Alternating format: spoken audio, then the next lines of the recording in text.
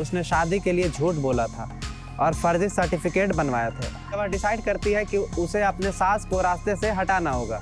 Cyanide लेकर आती है और एक दिन सास को सूप में मिलाकर पिला देती है। घर वालों को लग रहा था कि ये एक नेचुरल डेथ है। 2014 में एक दिन मौका पाके जॉली ने अंकल मैथ्यू को भी उसी तरह से मार दिया जिस तरह अपने सास, ससुर और हस्बैंड को मारा था। शाजू ने ही अपनी बेटी और पत्नी को मारा था। अपने भाई की पोस्टमार्टम रिपोर्ट एक बार फिर से खोलकर देखते हैं। अगर पोस्टमार्टम रिपोर्ट के मुताबिक जॉली की यह बात बिल्कुल गलत साबित हो रही थी। रिपोर्ट में साफ तौर पर रात के खाने का जिक्र था। एक ऐसा घर जिसमें 14 साल में कई लोगों की जानें गईं, पर किसी को शक तक नहीं हुआ कि ये सब नेचुरल डेथ नहीं बल्कि एक सिलसिलेवार तरीके से किया जा रहा एक सीरियल किलिंग है। ये कहानी बिल्कुल आपको फिल्मों जैसी लगेगी।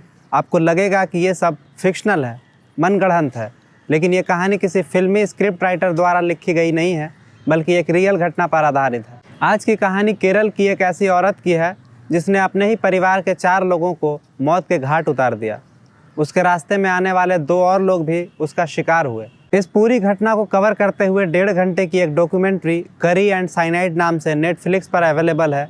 अगर आप उस डॉक्यूमेंट्री को देखना चाहते हैं तो मैं आपको स्पॉइलर अलर्ट देता हूं कि आप मेरी वीडियो को आगे मत देखिए।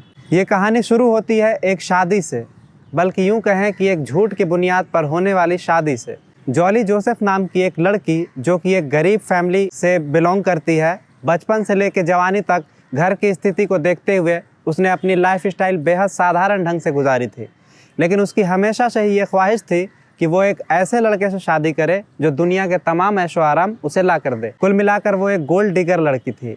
मैं ऐसा क्यों कह रहा हूँ, आगे की स्टोरी सुनने के बाद आप भी समझ जाएंगे। हाँ, तो जॉली को एक अमीर लड़के की तलाश होती है और होता भी कुछ वैसा ही है। जॉली जोसेफ को एक ऐसा लड़का मिलता है, ऐसे लड़के से प्यार होता है जो एक अच्छे खासे घराने का होता है।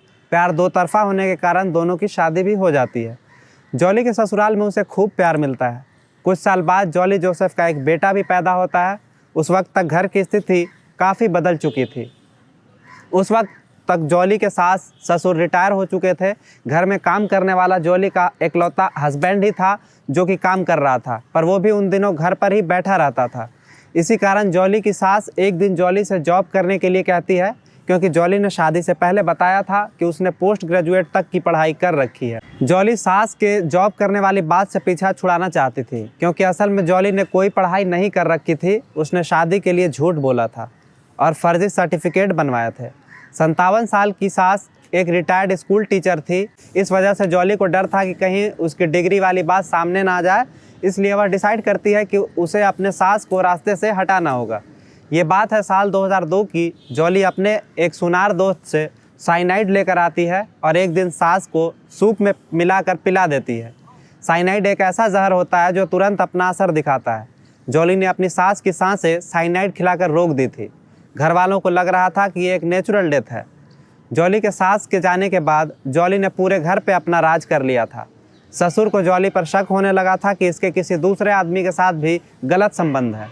मर्डर का यह सिलसिला यहीं नहीं थमता। जॉली के रास्ते में अब उसके ससुर आने लगे थे। अब ससुर को हटाने की बारी थी। अपनी सास के हत्या के 6 साल बाद साल 2008 में जॉली अपने ससुर की दवाइयों में साइनाइड की गोली मिलाती है और ससुर का भी काम तमाम कर देती है। अब तक जॉली जोसेफ का दूसरा बेटा भी पैदा हो चुका था, मगर जॉली को अपने बच्चों से ज़्यादा पैसे और धन दौलत से मतलब थी। यहाँ तक कि वो अपने देवर रोजो और नंद रेंजी को प्रॉपर्टी में से 1 फूटी कौड़ी तक नहीं देना चाहती थी। जॉली जोसेफ के नाजायज़ रिश्ते के बारे में उसके पति को भी पता चल चुका था। जॉली के रास्ते में फिर से एक नया कांटा उसका पति बनने लगा था। फिर क्या हुआ वही जो आप सोच रहे हैं। उसने 2011 में अपने पति को भी एक रात उसके खाने में साइनाइड मिलाकर खिला देती है और उसके बाद जॉली के हस्बैंड को गंभीर हालत में हॉस्पिटल ले जाया जाता है, पर वहाँ डॉक्टर्स उसे मृत घोषित कर देते हैं। जॉली की नंद रेंजी उस समय अपने ससुराल में थी। रेंजी को जब ये बात पता चली तो उसने जॉली से कॉल पर बात की। जॉली ने बताया कि उसके भाई ने रात में खाना नहीं खाया था, उसने दोपहर में ही खाना खाया था। जॉली के ससुर के भाई अंकल मैथ्यू डेड बॉडी को पोस्टमार्टम कराने की जिद करते हैं, पर जॉली इसका पूरी तरह से विरोध करती है। मगर बॉडी का पोस्टमार्टम किया जाता है और उससे पता चलता है कि उसकी मौत साइनाइड खाने के कारण हुई थी। मगर जॉली ने आगे की छानबीन के लिए कोई परमिशन नहीं दी, जिस कारण परिवार के बाकी सदस्य भी पीछे हट जाते हैं। जॉली की राह में अगला कांटा अंकल मैथ्यू थे, क्योंकि वही एक थे जो प्रॉपर्टी को अपने भतीजे और भतीजियों में बराबर डिस्ट्रीब्यूट करवाना चाहते थे। साथ ही अंकल मैथ्यू को भी जॉली के नाजायज़ रिश्ते की थोड़ी थोड़ी खबर लग चुकी थी। अंकल मैथ्यू कभी कभार जॉली के घर भी आया करते थे। उन्हें लगता था कि मेरे रिश्ते सबके साथ अच्छे हैं।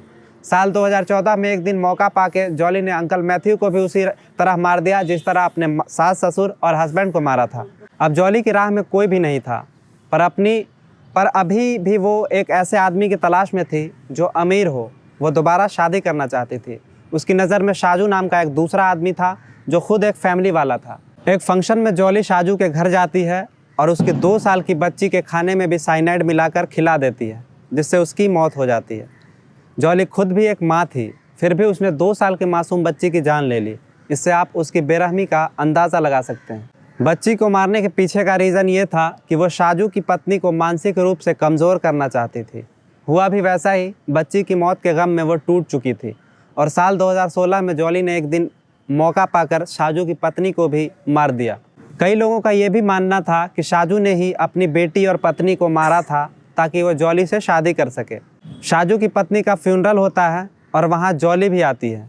क्योंकि शाजू भी कोई गैर नहीं था, वो भी फैमिली रिलेशन में ही आता था, इसलिए फ्यूनरल का सुन के रोजो और रेंजी भी वहाँ आते हैं। रोजो और रेंजी वहाँ जॉली के बिहेवियर में काफ़ी बदलाव देखते हैं।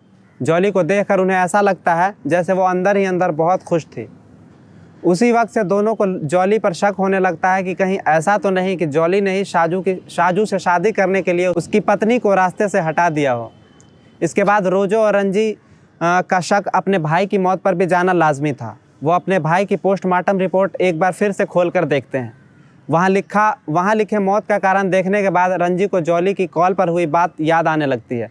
उसने भाई के मौत के दिन जॉली से बताया था कि उसके भाई ने रात में खाना नहीं खाया था, मगर पोस्टमार्टम रिपोर्ट के मुताबिक जॉली की यह बात बिल्कुल गलत साबित हो रही थी। रिपोर्ट में साफ तौर पर रात के खाने का जिक्र था। रोजो और रंजी दोनों को ये तमाम चीज़ें आपस में रिलेटेबल लगने लगती हैं। उन दोनों ने मिलकर पुलिस को ये बात बताने का फैसला लिया। पुलिस को भी इन तमाम बातों में सच्चाई साफ दिखाई दे रही थी। पुलिस एक ही दिन 6 कब्रें खोलती हैं। ये कब्रें उनकी थी जिनकी मौत का इल्ज़ाम जॉली पर लगा था, क्योंकि पुलिस ने कब्र खोलने से पहले जॉली के घर की तलाशी ली थी और वहाँ साइनाइड का एक डब्बा पुलिस के हाथ लगा था। जिसके बाद तमाम लोगों के मौत का कारण जानना लाजमी हो गया था कि क्या ये सब जाने साइनाइड खाने की वजह से ही हुई हैं। इतनी पुरानी लाशों से साइनाइड ढूंढना और मौत का पता लगाना बेहद मुश्किल था, लेकिन ये मुश्किलें जॉली ने खुद आसान कर दी। उसी रात रंजी को जॉली के बड़े बेटे का कॉल आता है और वो बताता है कि बुआ, इसी औरत ने तमाम लोगों की जान ली है। रंजी पूछती है कि तुम्हें कैसे पता। उधर से जवाब आता है कि मेरी माँ ने मुझे ये सारी बातें खुद बताई हैं। जॉली, जो कि 6 लोगों की मौत की अकेली मुजरिम थी, उसे गिरफ्तार कर लिया गया। साथ ही उसके दोस्त, जो कि एक सुनार का काम करता था, उसको भी पुलिस हिरासत में ले लेती है। हालांकि उसका कहना था कि उसको इन तमाम हत्याओं के बारे में कुछ भी पता नहीं था। उसका कहना था कि जॉली ने कुत्ते मारने के बहाने से वो जहर उससे मांगी थी। गिरफ्तारी के बाद रंजी से मीडिया ने सवाल किया कि इतने पढ़े लिखे होने के बावजूद भी आपको जॉली की फर्जी डिग्रियों के बारे में क्यों पता नहीं था। तो रंजी ने मीडिया को बहुत सलीके से जवाब देते हुए कहा कि आप में से कितने लोग ऐसे हैं जो कि शादी के वक्त लड़कियों के सर्टिफिकेट की जाँच पड़ताल करते हैं। जॉली ने 14 साल में कुल 6 लोगों को साइनाइड देकर मार डाला था। पुलिस कस्टडी में शामिल पुलिस वाले बताते हैं कि इसके बावजूद भी जॉली को अपने किए पर कोई पछतावा नहीं था। बाकी आज की इस वीडियो में इतना ही। फिर मिलेंगे। धन्यवाद।